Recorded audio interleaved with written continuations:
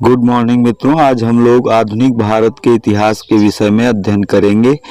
हमारा YouTube channel KDGS point यदि अभी तक आपने सब्सक्राइब न किया हो तो कृपया सब्सक्राइब करके बेल आइकन दबाना न भूलें, जिससे हमारे सभी कंटेंट की जानकारी आप तक पहुंच सके। टेलीग्राम लिंक पर इसकी PDF भी उपलब्ध करा दी जाएगी। हिस्ट्री मिडवल हिस्ट्री है। भारत में यूरोपियों का आगमन। यूरोपीय वाणिज्य के आरंभ से संबद्ध तिथियां कुछ महत्वपूर्ण दी गई हैं। 1486 ईस्वी में पुर्तगाली यात्री बार्थोलोम्यू डियाज का केप ऑफ गुड होप यानी उत्तमासा अंतरीप तक पहुंचना। यहाँ पर हम एक बात बताना चाहेंगे कि ये हिस्ट्री मिडवल हिस्ट्री तथ्यात्मक रूप में आपके सामने प्रस्तुत कर रहा हूँ। 1498 ईस्वी में पुर्तगाली नाविक यात्री वास्को डिगामा का भारत के कालीकट बंदरगाह में आगमन हुआ। 1501 ईस्वी में वास्को डिगामा की दूसरी भारत यात्रा हुई। 1503 ईस्वी पुर्तगाली गवर्नर अल्फांसो डी अल्बुकर्क का भारत में आगमन हुआ। 1510 ईस्वी में अल्बुकर्क ने गोवा को बीजापुर से छीन लिया। 1530 ईस्वी में पुर्तगालियों की भारत में राजधानी कोचीन से गोवा स्थानांतरित कर ली गई। 1534 ईस्वी में पुर्तगालियों को नीनू ड कून्हा के नेतृत्व में गुजरात के बहादुर शाह से दीयू और बेसिन जो द्वीप हैं की प्राप्ति कर ली। 1599 ईस्वी में स्थल मार्ग से अंग्रेज साहसी व्यापारी मिल्डन हॉल का भारत में आगमन हुआ। 1599 में ही अंग्रेजी व्यापारिक कंपनी मर्चेंट एडवेंचर्स की स्थापना की गई। 1602 ईस्वी में डच ईस्ट इंडिया कंपनी की स्थापना। 1615 ईस्वी में थॉमस रो का जहांगीर के दरबार में आगमन। जहांगीर एक मुगल शासक था। 1661 ईस्वी पुर्तगाल ने बंबई का क्षेत्र ब्रिटिश शासक चार्ल्स द्वितीय को दिया। 1664 ईस्वी में फ्रांसीसी ईस्ट इंडिया कंपनी की स्थापना हुई। 1690 ईस्वी में जॉब चार्नॉक द्वारा कलकत्ता शहर की स्थापना। यूरोपीय वाणिज्य के आरंभ से संबद्ध व्यक्तित्व वास्को डिगामा पुर्तगाली यात्री जो समुद्री मार्ग उत्तमासा अंतरीप से 1498 ईस्वी में भारत के कालीकट बंदरगाह पर आया था। 1500 ईस्वी में पेड्रो अल्वारेज क्रेबेल पुर्तगाली यात्री भारत पहुंचा। भारत में पहला पुर्तगाली गवर्नर फ्रांसिस्को डी अल्मीड़ा भारत में पहला पुर्तगाली गवर्नर था। अल्फांसो डी अल्बुकर्क भारत में पुर्तगाली शक्ति का वास्तविक संस्थापक गवर्नर था। दूसरा नीनू ड कून्हा पुर्तगाली गवर्नर जिसने राजधानी परिवर्तन 1530 ईस्वी में किया और अपनी राजधानी कोचीन से गोवा में ट्रांसफर कर दिया।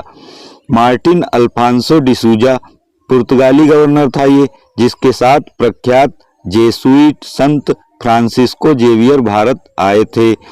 कासिम खान मुगल सरदार जिसने 1631 ईस्वी में हुगली तट पर पुर्तगालियों को हराया था। जॉन मिल्डन हॉल साहसी अंग्रेज व्यापारी था ये, जो स्थल मार्ग से 1599 ईस्वी में भारत आया।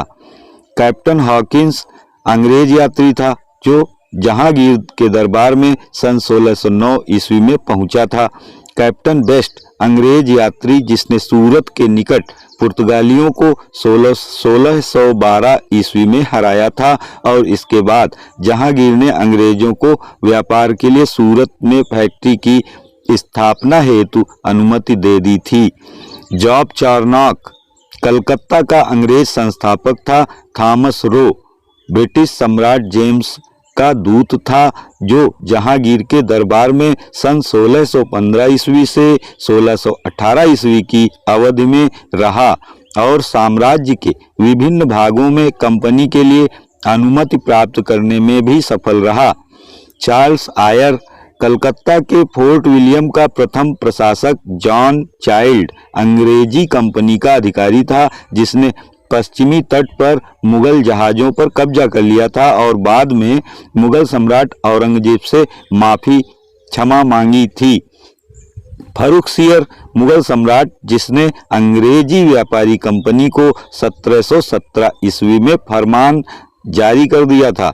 विलियम नॉरिस अंग्रेजी कंपनी का दूत था जो मुगल शासक औरंगजेब के पास व्यापारिक सुविधाओं की प्राप्ति हेतु गया था। फ्रैंको मार्टिन पांडिचेरी का प्रथम फ्रांसीसी गवर्नर। फ्रांसिस डे मद्रास का प्रसिद्ध अंग्रेज संस्थापक था। शोभा सिंह ये क्या थे? बर्धमान के जमींदार थे जिन्होंने अंग्रेजों के विरुद्ध विद्रोह कर दिया सन 1690 के दशक में। भीमाजी पारिख अंग्रेजी कंपनी का मध्यस्थ व्यापारी था जिसने भारत में प्रिंटिंग प्रेस के प्रसार हेतु विशेष प्रयास किया था। किसने? भीमाजी पारिख ने। फादर मॉन्सरेट ये क्या थे? मुगल दरबार में जाने वाले पहले पुर्तगाली शिष्टमंडल के अध्यक्ष थे। जॉन सरमैन मुगल सम्राट फर्रुखसियर से फरमान प्राप्त करने वाले अंग्रेजी शिष्टमंडल का नेतृत्व करता था। कौन? जॉन सरमैन। करोन फ्रैंको भारत में पहली फ्रांसीसी फैक्ट्री की स्थापना करने वाला फ्रांसीसी कौन था? करोन फ्रैंको। गैरोल ऑगियार बम्बई का वास्तविक अंग्रेज संस्थापक था। कौन? गैरोल ऑगियार। यूरोपीय वाणिज्य के आरंभ से संबद्ध स्थल कालीकट केरल में स्थित मालाबार तटीय बंदरगाह जहां वास्को डिगामा पहली बार 17 मई सन 1498 ईस्वी को उतरा था। कोचीन केरल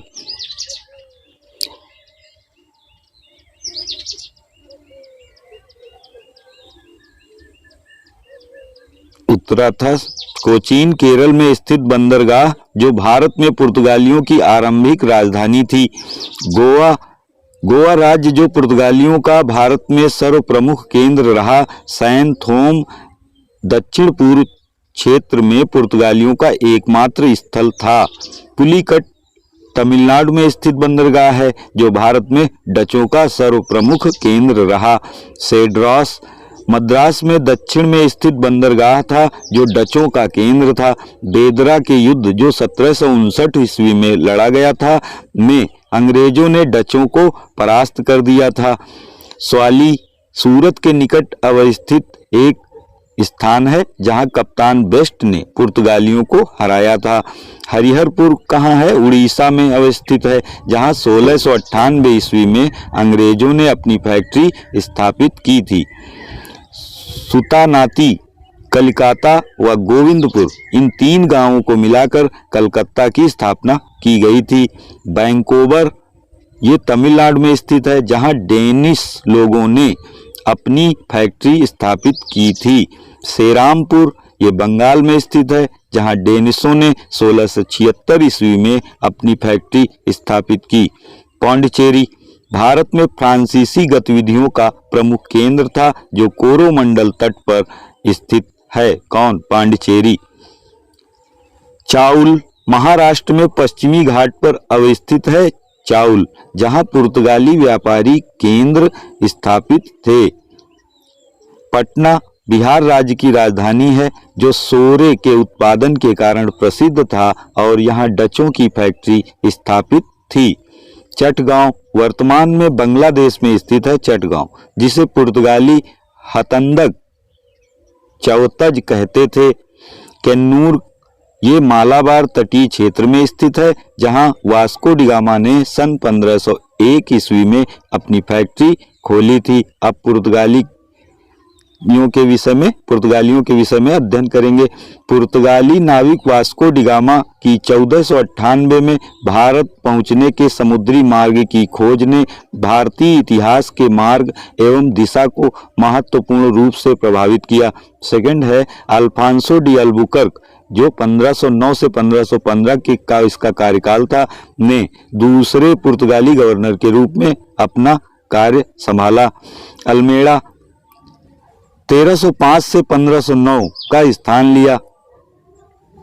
उसने बीजापुर सुल्तान से गोवा हासिल किया। पुर्तगाल के लिए हिंद महासागर पर सामरिक नियंत्रण सुनिश्चित किया और अपने देशवासियों को भारतीयों की चिंता करने को प्रोत्साहित किया।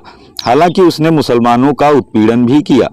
थर्ड नंबर है, पुर्तगालियों द्वारा अपनाई गई धार्मिक नीति ने उन्हें बदनाम किया। जैसा कि उन्होंने पूरब में मुसलमानों को सताया था, उत्तरी अफ्रीका में मूर्स के खिलाफ अपने धार्मिक युद्ध के अतिरिक्त मुगल शासकों, विशेष रूप से अकबर, जहांगीर, जो स्पष्ट रूप से इच्छुक जान पड़ रहे थे, को ईसाई धर्म में परिवर्तित करने में जेसुइट, जो वहाँ के धर्म गुरु थे, असफल हो गए।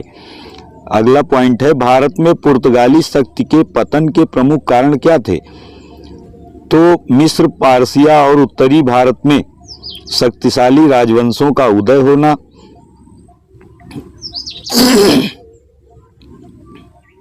और जेसुइट मिशनरियों की गतिविधियों से उत्पन्न राजनीतिक भय और उत्पीड़न के प्रति घृणा, जिसने पुर्तगाली आध्यात्मिक दबाव के विरुद्ध प्रतिक्रिया उत्पन्न की।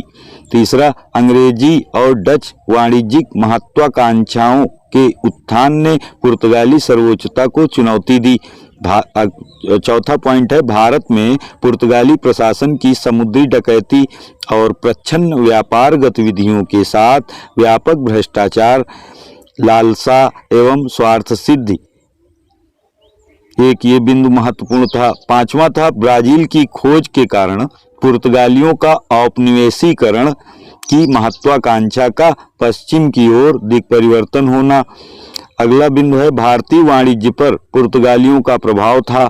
काली मिर्च, शस्त्र, गोला बारूद तथा घोड़े के व्यापार पर पुर्तगाली शाही एकाधिकार प्राप्त करना चाहते थे। दूसरा, अन्य वस्तुओं के व्यापार हेतु जहाजों के लिए पुर्तगाली कॉर्टेज यानी अनुमति पत्र प्राप्त करना अनिवार्य समझते थे।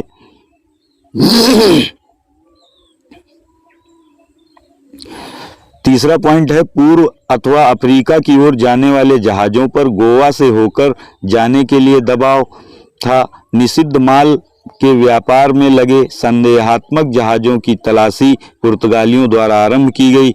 एशियाई व्यापार के प्रचलित तौर तरीकों में मामूली परिवर्तन किया गया, जिसमें गुजराती एवं अरबी व्यापारियों का चावल, चीनी, मसाला, रेशम आदि के व्यापार पर अधिकार बरकरार हो गया।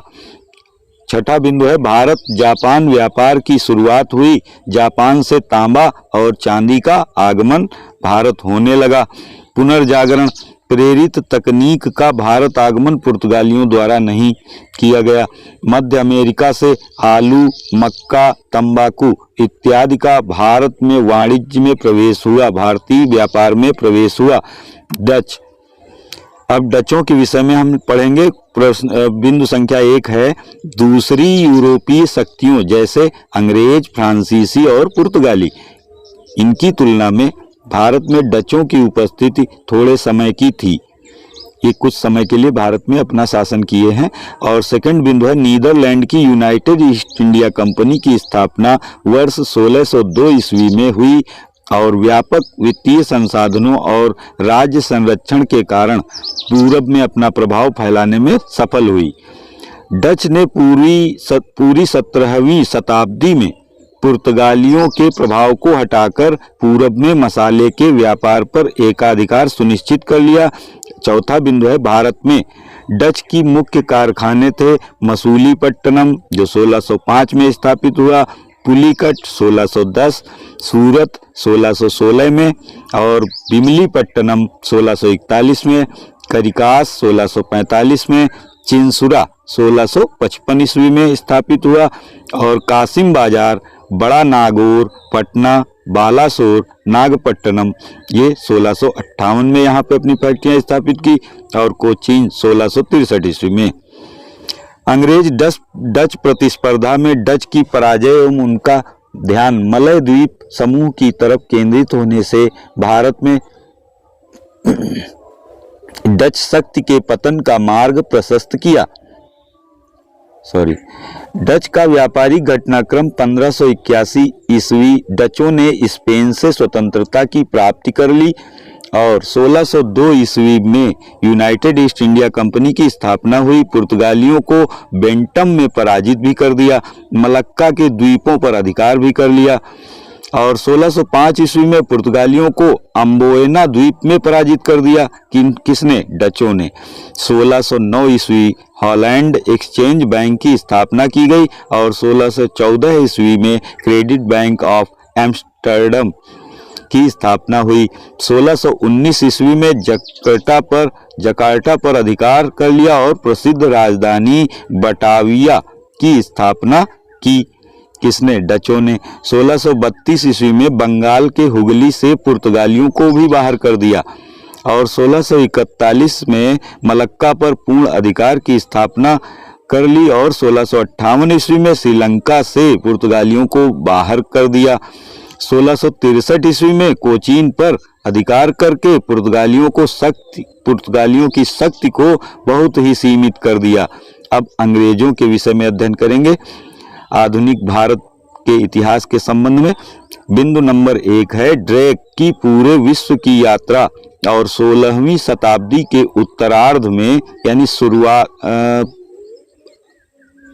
अंत में 16वीं शताब्दी के अंत में उत्तरार्ध में शक्तिशाली स्पेनी आर्मडा पर अंग्रेजों की विजय जैसी दो घटनाओं ने ब्रिटिश वाणिज्यिक उद्योगों को बढ़ावा दे दिया। सेकंड है महारानी एलिजाबेथ प्रथम द्वारा जारी चार्टर ने 1600 ईस्वी में ईस्ट इंडिया कंपनी, जो पहला नाम शीर्षक इसका दिया गया the governor and company merchants of London trading into the east Indies के निर्माण का मार्ग प्रशस्त किया। तीसरा बिंदु है कैप्टन थॉमस बेस्ट की पुर्तगालियों पर 1612 में विजय के साथ अंग्रेजों ने सूरत में 1613 ईस्वी में अपना प्रथम कारखाना स्थापित किया। इसके बाद सर थॉमस रो ने आगरा, अहमदाबाद, बड़ौच में कारखाने स्थापित करने की अनुमति मुगल सम्राट जहांगीर से प्राप्त कर ली। चौथा बिंदु है पुर्तगाली दहेज के रूप में इंग्लैंड के राजा चार्ल्स द्वितीय के मुंबई प्राप्त करने से यह अंग्रेजों के नियंत्रण में आ गया तथा चार्ल्स द्वितीय ने मुंबई को 10 पाउंड के नाम मात्र के वार्षिक किराए पर अंग्रेज कंपनी को दे दिया। अगला बिंदु कह रहा है कि पूर्वी तट पर अंग्रेजों के मुख्यालय के तौर पर मसूलीपट्टनम को फोर्ट सेंट जॉर्ज सहित मद्रास से प्रतिस्थापित कर दिया गया। मद्रास को चंद्रगिरी के प्रमुख ने 1699 ईस्वी में अंग्रेजों को हैंडओवर कर दिया, सौंप दिया। छठा बिंदु है कलकत्ता शहर का जन्म बंगाल के मुगल गवर्नर से प्राप्त 3 गांवों सुतानती, गोविंदपुर और कलकत्ता के विकास से हुआ। इन्हीं तीनों गांवों के मिलन से कलकत्ता की स्थापना की गई थी। किलेबंद बसावट का नाम फोर्ट विलियम 1700 रखा गया और यह 1911 तक भारत में ब्रिटिश शक्ति का स्थान बना रहा। सातवां बिंदु है 1717 ईस्वी में मुगल बादशाह फर्रुखसियर द्वारा जारी फरमान ने बंगाल, गुजरात और हैदराबाद में कंपनी के लिए महत्व विशेषाधिकार सुनिश्चित किए। फ्रांसीसियों के विषय में अब हम लोग अध्ययन करेंगे।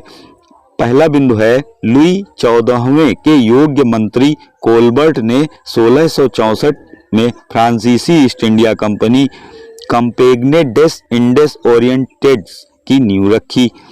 सातवां बिंदु है फ्रांसीसियों ने पांडिचेरी को अपने मुख्यालय के तौर पर विकसित किया, जिसकी अनुमति फ्रैंकोइस मार्टिन मसूलीपट्टनम कारखाने का निदेशक को वलीकोंडापुरम गवर्नर शेर खान लोधी द्वारा 1673 में प्रदान की गई।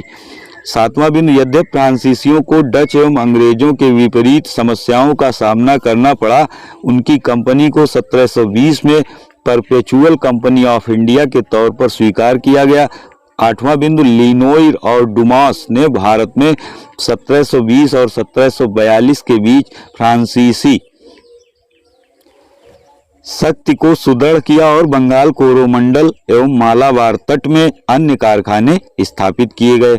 सर्वोच्चता के लिए आंग्ल फ्रांसीसी संघर्ष के विषय में देखते हैं। अपने अपने वाणिज्यिक हितों के संरक्षण एवं विस्तार की आवश्यकता ने भारत में अंग्रेज एवं फ्रांसीसी कंपनियों की सर्वोच्चता की लड़ाई लड़ने का मार्ग प्रशस्त किया। दूसरा बिंदु है कर्नाटक एवं यूरोप में राजनीतिक घटनाओं ने उन्हें अपने दावे करने का बहाना प्रदान किया, जिसके परिणाम स्वरूप 3 कर्नाटक युद्ध लड़े गए। तीसरा बिंदु 1740 में शुरू हुए कर्नाटक युद्ध यूरोप में आंग्ल फ्रांसीसी शत्रुता का विस्तार था और इसकी समाप्ति 1740 की एक्सला-चैपल की संधि से हुई। महत्वपूर्ण बिंदु है ये। दूसरा कर्नाटक युद्ध 1749 से 54 के बीच लड़ा गया, जो प्रथम कर्नाटक युद्ध की भांति अनिर्णीत रहा, यानी इसका कोई निर्णय नहीं निकल पाया और इसने अंग्रेजों के मुकाबले दक्षिण भारत में फ्रांसीसी स्थिति को कमजोर किया। पांचवा बिंदु है तीसरा कर्नाटक युद्ध जो हुआ 1758 से सन 1768 के बीच लड़ा गया और वांडी वास्के युद्ध जो 1760-61 के लिए जाना जाता है, यूरोप में संघर्ष की एक गूंज थी। इसने भारत में फ्रांसीसियों के राजनीतिक भविष्य पर रोक लगा दी और अंग्रेजों को दक्षिण भारत का स्वामी बना दिया। फ्रांसीसी असफलता के कारण क्या थे? यद्यपि फ्रांसीसियों के पास कुछ असाधारण रूप से कुशाग्र नेतृत्व था, वे अपने नेताओं, विशेष रूप से काउंट डी लॉली की तरफ से की गई कुछ सामरिक भूलों के कारण अंग्रेजों से पराजित हो गए। अन्य कारणों में फ्रांस के सम्राट की असंगठित नीति, फ्रांसीसियों के लिए वाणिज्यिक प्रेरणा का अभाव तथा अंग्रेजी सरकार का मजबूत समर्थन और उनका बेहतरीन वाणिज्यिक आधार शामिल है, जिन्होंने फ्रांसीसियों पर अंग्रेजों की विजय सुनिश्चित कर दी। भारत में डचों को चुंगी में रियायत मिलना, पुर्तगाली सत्ता पर डचों का प्रहार। डचों की व्यापारिक संस्था जो एक वोक नाम से जानी जाती थी, एक नवीन प्रकार की संस्था थी और डचों के इस प्रयोग से पुर्तगालियों की व्यापारिक सत्ता को तोड़ने में सहायता मिली। मुनाफे और पूंजी पर नियंत्रण तथा उनके निवेश द्वारा स्थायी पूंजी का निर्माण कंपनी की मुख्य कार्यनीति थी। 1632 ईस्वी में हुगली क्षेत्र से पुर्तगालियों को डचों ने हटाना शुरू कर दिया और अगला 1658 ईस्वी में श्रीलंका से डचों ने पुर्तगालियों को हटाया। 1659 ईस्वी में तंजौर तट पर स्थित नेगापट्टम डचों ने पुर्तगालियों से जीत लिया।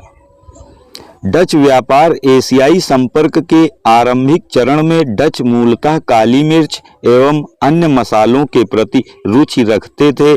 चूंकि ये मसाले मुख्यतः इंडोनेशिया में मिलते थे, अतः डचों का वह मुख्य केंद्र बन गया। इन्होंने कोरोमंडल तट से भारतीय वस्त्रों को दक्षिण पूर्व एशिया में लाकर भारी मुनाफा कमाया। मद्रास के दक्षिण में से डासपट्टनम विशेष वस्त्र हेतु प्रसिद्ध था। एशियाई व्यापार में पुर्तगाली सर्वोच्चता को तोड़ने के लिए डचों ने उनके जहाज़ों पर प्रहार किए और स्थलीय अड्डों पर आक्रमण किए। मसूलीपट्टनम से नील का निर्यात किया जाता था। डचों ने सोरे के निर्यात व्यापार को बहुत प्रोत्साहित किया जो पटना में था, बिहार में। अफीम, रेशम, सूती वस्त्र को जावा और चीन में बेचकर डचों ने लाभ कमाना शुरू कर दिया। डच दलालों के माध्यम से बुनकरों से संपर्क करते थे। वैसे कभी कभी वे कारीगरों को सीधा रोजगार भी देते थे। गोलकुंडा के एक गांव के निवासी जब लगान नहीं चुका सके, तब डचों ने लगान की रकम चुकाकर उनसे बदले में सेवाएं प्राप्त की थीं। 1650 के दशक में डच कंपनी ने कासिम बाजार में स्वयं रेशम की चक्री यानी कारखाना वहां पर उद्योग स्थापित किया था और डच अंग्रेज संघर्ष समस्त 17वीं शताब्दी के दौरान डचों ने पुर्तगालियों के प्रभाव को समाप्त करके पूरब में मसाले के व्यापार पर एकाधिकार सुनिश्चित कर लिया। शेष अग्रिम पार्ट में हम अध्ययन करेंगे। हमारा YouTube चैनल KDGS पॉइंट है, जिसको यदि आपने अभी तक like, subscribe and bell icon न दबाया हो तो कर लें ये सब, और हमारे सभी कंटेंट की जानकारी जिससे आप तक पहुंच सके। धन्यवाद। और टेलीग्राम लिंक की नीचे दिया गया है, अगर चाहें तो वहाँ पे इसकी PDF उपलब्ध है, आप ले सकते हैं। बहुत बहुत धन्यवाद।